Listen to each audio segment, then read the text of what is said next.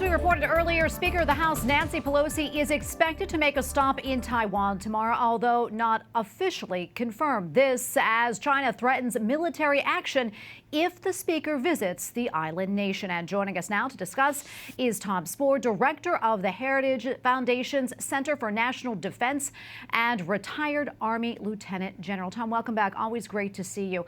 Let's talk more about this potential visit to Taiwan. China says a visit by Pelosi can threaten the stability of the Taiwan Strait. Meanwhile, National Security Council spokesman John Kirby warned Beijing should not turn this visit into some sort of crisis or conflict. I want to get your thoughts on this, and how do you see this playing out?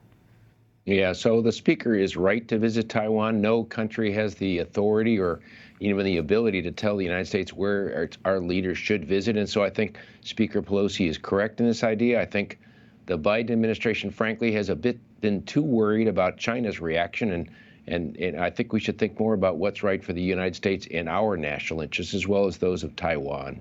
Yeah, and as you know, both China and the U.S. have deployed military forces near Taiwan in anticipation of the speaker's visit. The military buildup on both sides, though, seems very concerning. That said, do you think that China's threats, do you think they hold any weight?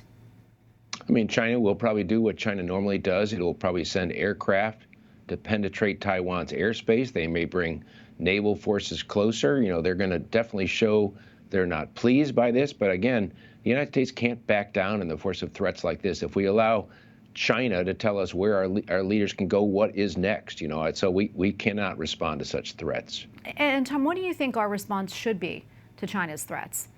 Well, I mean, we should stand firm. I think we respond to provocation if we have to. I think, you know, I'd like to think this visit goes without any incident and that it goes off fine and Speaker Pelosi's visit concludes and everything's okay. But, you know, we have to be prepared for whatever China does.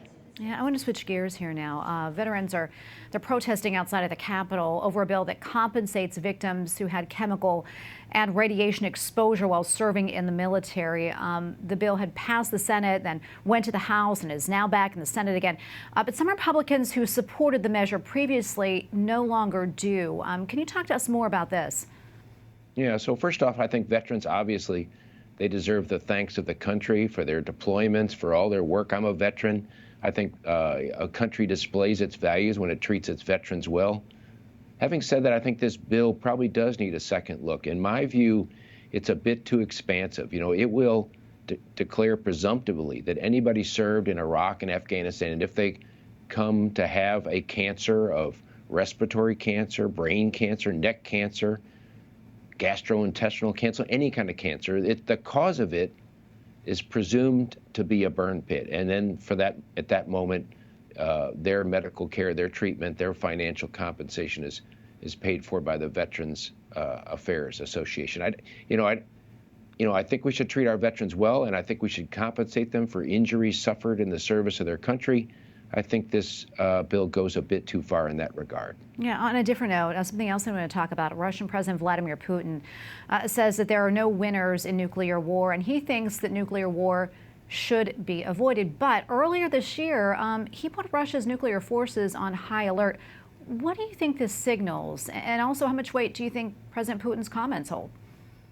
Yeah, so I think this is one of the rare times where I agree with Vladimir Putin. You know, nobody wins in a Russian war, and he's the one that's really pushing all the buttons in this. He put his forces on alert. He tested an ICBM, a new ICBM. He has made reference to his nuclear arsenal numerous times, and so he's the one that's provoking escalation and bringing in this conflict potentially in a nuclear way. And so if there's anyone to blame for a nuclear war, it would be Vladimir Putin in this case. Tom, we probably have about a minute or so left, but what else are you following?